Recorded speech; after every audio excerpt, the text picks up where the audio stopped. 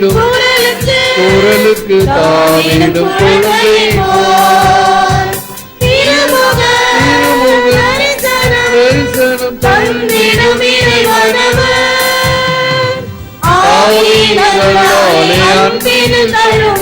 பாவிகளை மீட்ட பலியென வருகிறார். இறைகுலமே குலகுலமே விண்ணக தந்தையின் பிள்ளைகளா, அந்தரமே சுவை நண்பர்களா, அவையிலுள்ள இல்லங்களா, ஆயிரம் சொந்தங்களா.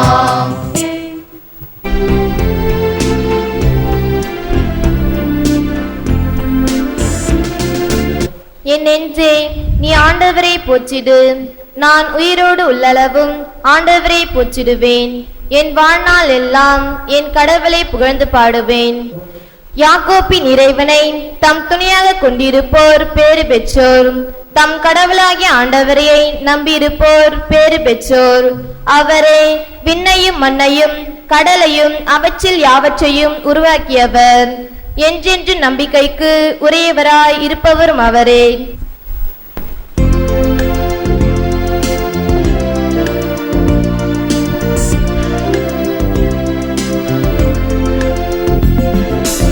அல்லேலூயா அல்லேலூயா அல்லேலூயா அல்லேலூயா அல்லேலூயா அல்லேலூயா அல்லேலூயா. உம் திருமகனின் சொற்களை எங்கள் மனத்தில் இருத்தும்படி ஆண்டவரே எங்கள் இதயத்தை திறந்தருளும். அல்லேலூயா அல்லேலூயா. ஆண்டவர் உங்களோடு இருப்பாராக. இருப்பாராக.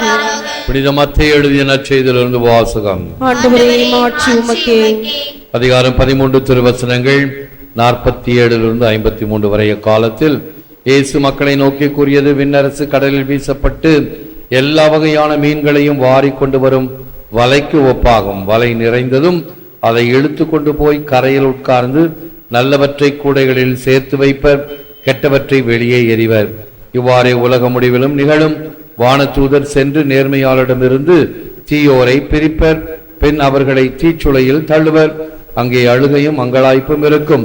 இவற்றை எல்லாம் புரிந்து கொண்டீர்களாம் என்று இயேசு கேட்க அவர்கள் ஆம் என்றார்கள். பின்பு அவர், ஆகையால் விண்ணரசு பற்றி கற்றுக்கொண்ட எல்லா மறைநூல் அறிஞரும் தம் கருவூலத்திலிருந்து புதியவற்றையும் பழையவற்றையும் வெளிக்கொணரும் வீட்டு உரிமையாளரை போல் இருக்கின்றனர் என்று அவரிடம் கூறினார். இவ்வுமைகளை இயேசு சொல்லி முடித்த பின்பு அவ்விடத்தை விட்டு சென்றார். கிறிஸ்து வழங்கும் வாழ்வு தரும் நற்செய்தி. The kingdom of heaven is like a net which was thrown into the sea and gathered fish of every kind.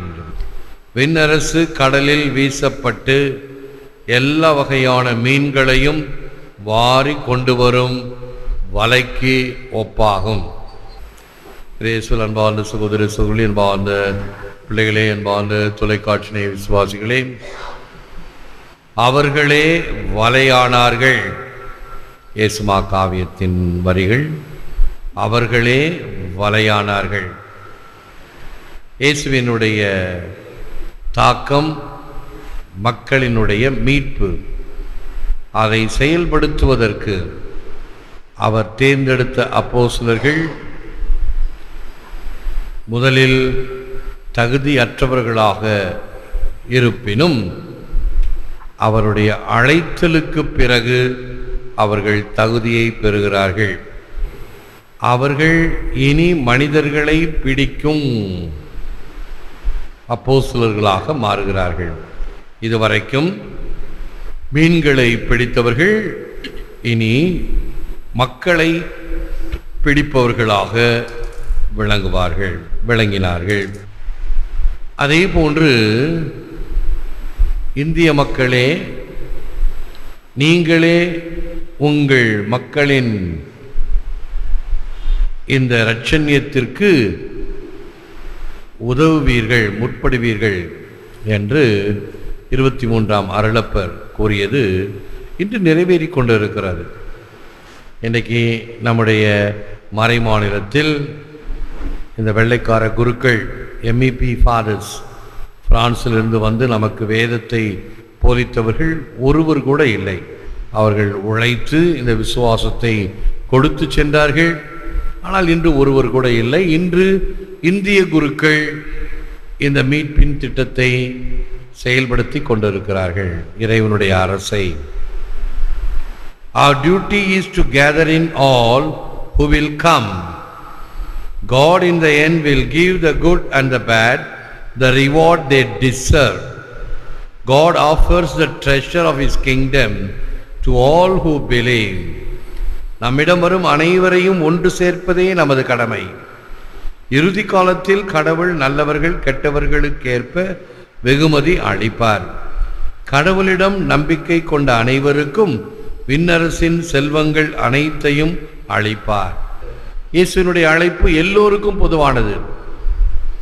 Come to me, all those who are heavily burdened.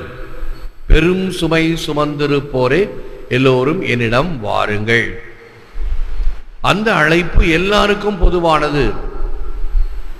ஆண்டவரிடம் நாடி தேடி வரும் பொழுது அதற்குரிய தகுதி பெற்றவர்கள் விண்ணரசின் ஆசிரை பெறுகிறார்கள். தகுதியை விட எதிர்பதத்தில் செயல்படுபவர்கள் அவர்களுக்கு தண்டனை உண்டு.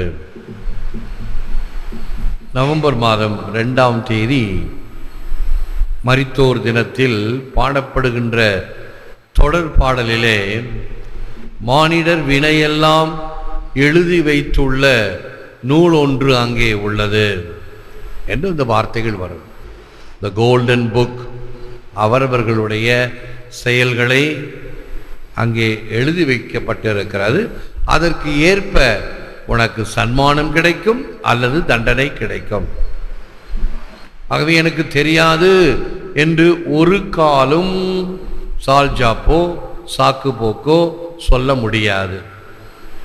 Ignorance of the law is not an excuse என்று சொல்லப்படும்.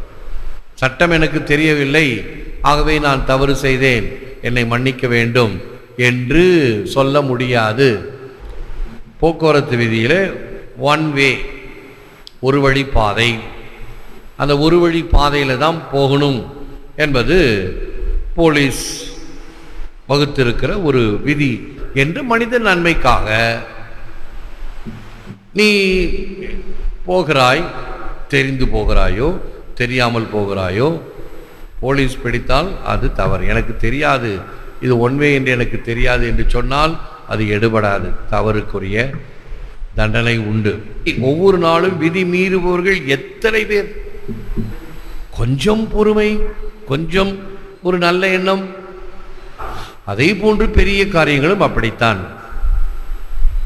A sick eye sees nothing but darkness. When it looks into such lightsomeness, it is no fault of the light that it seems so different into the two. The fault is in the sick eye. Saint Catherine of Siena அவருடைய வார்த்தைகள், ஒரு ஊனமுற்ற கண்ணுக்கு இருளை தவிர வேறு எதையும் காண முடியாது. அத்தகைய கண்களுக்கு வெவ்வேறாக தோன்றுவது கண்ணில் உள்ள ஊனத்தின் குற்றமே. அவை நாம் பார்ப்பது எல்லாம் நம்முடைய கண்களை சார்ந்தது அல்லது நாம் போட்டிருக்கிற கண்ணாடியை சார்ந்தது. ஒருத்தர் தன் மனைவி கிட்ட சொல்றார், இப்போ தான் பார்க்குறேன் எதிர்த்த வீட்டில் இன்னைக்கு தான் அந்த வீட்டில் நல்லா சுத்தமாக துவைச்சி துணிகள்லாம் காய போட்டிருக்கிறாங்க, எல்லாம் பளிச்சுன்னு இருக்குது. இத்தனை நாளும் மங்களாக இருந்துச்சு, என்ன தான் துவைச்சாங்களோ தெரியல அப்படின்னு நான் நினைப்பேன். இன்னைக்கு பளிச்சுன்னு இருக்குது. இப்போ அந்த அம்மா சொன்னாங்க, அவங்க நல்லா தான் துவைக்கிறாங்க, இத்தனை நாள் நம்முடைய கதவில் இருக்கக்கூடிய ஜன்னலில் அவ்வளவு தூசி இருந்தது. அந்த கதவு ஜன்னல்கள் சுத்தமானதும் எதிரில் இருக்கக்கூடியவைகள் தெளிவாக தெரிகின்றன. பல சமயங்களில் தடைகள் நம்மிடம் உள்ளன, அவைகளை தாண்டி நாம் நல்லவைகளை நோக்குதல் வேண்டும். Sometimes we have to throw things away or give things away as the fishermen who pull in the nets and choose the good and the bad and make ourselves clutter free. சில நேரங்களில் சிலவற்றை விட்டுவிட வேண்டும் என்பது மீனவன் தன் வலையை இழுத்து அதிலுள்ள நல்லவற்றை சேமித்து தேவையற்றதை தூர எறிவது சுதந்திரமாய் இருப்பவனுக்கு ஒப்பாகும். கிளட்டர் ஃப்ரீ என்பது ஒரு அருமையான ஒரு வழி. நம்முடைய அறைகளிலே, நம்முடைய வீட்டிலே அல்லது சமுதாயத்திலே கிளட்டர் ஃப்ரீ வழிகளில் எதையும் வைத்திருத்தல் ஆகாது. அதே போன்று அமருகின்ற இடங்களில், சோஃபாவில், சேரில், பெஞ்சில், இவைகளில் பொருட்களை வைக்கக்கூடாது. இவ்வாறு ஒரு தெளிவு வேண்டும். அதே போன்று எவைகளெல்லாம் தேவைகள் இல்லையோ அவைகள் இடத்தை அடைத்து கொண்டு இருக்கலாகாது. அதைத்தான் இந்த உதாரணம். எப்படி மீனவன் நல்ல மீனை எடுத்துக்கொண்டு மீதியானவற்றை எல்லாம் தூக்கி எறிகின்றானோ, அதே போன்று சரியானவைகள் நல்லவைகளை மட்டும் நாம் வைத்துக்கொண்டு மற்றவைகளை எல்லாம் ஒதுக்கி விடுதல் வேண்டும். இத்தகைய எண்ணத்தில் இந்த விண்ணரசை பற்றிய நற்செய்தியை இறைவன் கூறும் பொழுது பல வகையான கருத்துக்களை நமக்கு தருகிறார். இந்த கிளட்டர் ஃப்ரீ என்று சொல்லும் பொழுது வெறும் பாதைக்கும் அல்லது நம்முடைய வாழ்க்கையில் நம்முடைய வாழ்க்கையினுடைய பல வகையான அனுபவங்களுக்கு மட்டுமல்ல, அதையே விண்ணகத்துக்கு பொருத்தும் பொழுது நம்முடைய எண்ணத்தில் வீணான சிந்தனைகள் அல்லது எதிர்மறையான சிந்தனைகள் இவைகளை அகற்றுதல் வேண்டும். நம்முடைய மண்டையிலே மூளையிலே தேவையில்லாதவைகளை போட்டு அடைத்து கொண்டிருத்தல் ஆகாது. எது தேவையோ அவைகளை வைத்திருத்தல் வேண்டும். ஆனால் நம்ம மூளை எப்படி தெரியுமா? பல நல்லவைகள் இருக்கும், அல்லது நமக்குள் இருக்கக்கூடிய நண்பர்கள் அல்லது அக்கம்பக்கத்தார் என்னைக்காவது ஒரு நாள் கோபத்தில் ஏதாவது திட்டி இருக்கலாம், கடும் சொல்லி இருக்கலாம். அது மட்டும்தான் மண்டையில் நிற்கும், மீதி எல்லாம் மறந்துடும். நல்லவைகளை மறந்துவிட்டு தீயவைகளை வைத்து கொண்டு இருக்கும். அதுக்கு ஆங்கிலத்தில் சொல்லுவார்கள் ஹார்பரிங் வெஞ்சன்ஸ். நீ இப்படி சொல்லிட்டியா, பார்த்துக்கிறேன் நான், எனக்கு ஒரு காலம் வரும், ஆணைக்கு ஒரு காலம் இல்லை பூனைக்கு ஒரு காலம் வரும் என்று சொல்வது இந்த தேவையில்லாதவைகளை மனத்தில் போட்டு அடைத்திருத்தல். அதனால் நம்முடைய உடலுக்கும் அது கெடுதல். அது உடலுக்கு இந்த அல்சர் என்பதை ஏற்படுத்தும். அல்சர் கொஞ்சம் கொஞ்சமாக கேன்சராக மாறும். இது விஞ்ஞானிகள், மருத்துவர்கள் கூறுகின்ற ஒரு உண்மை.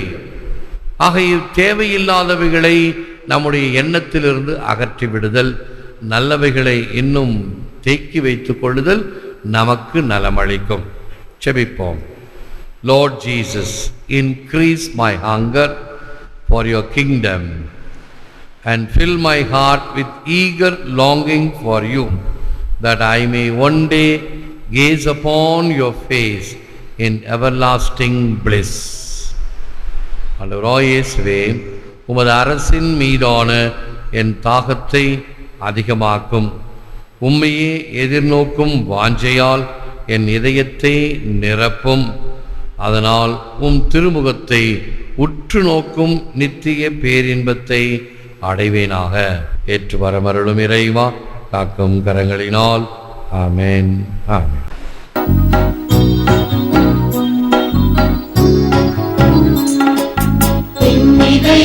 என்னிதயம் எழுந்து வாருமே, என் நிலைகள் என் குறைகள் பகிர்ந்து கொள்ளுமே, என் மனதில் என் நினைவில் நிலைத்து நில்லுமே, என் அருகில் நிலமிருந்து வழி நடக்குமே.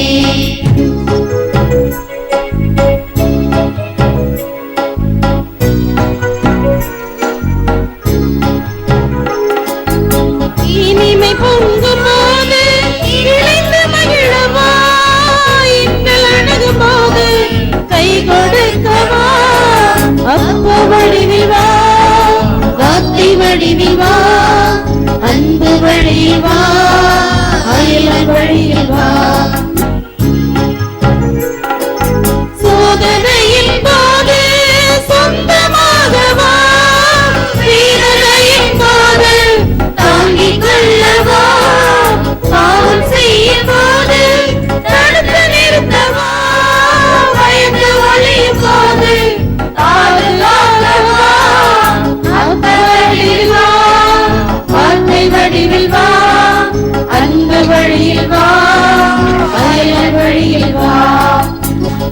இதயம் எழுந்து வாருமே என் நிலைகள் என் குறைகள் பகிர்ந்து கொள்ளுமே.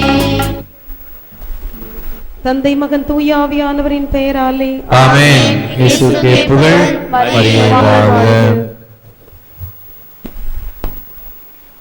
அன்பர்களே, ஒவ்வொரு வீடியோவின் கீழும் மறையுரை விளக்கங்கள் உள்ளன. படித்து பயன்பெறுங்கள். நன்றி. வணக்கம்.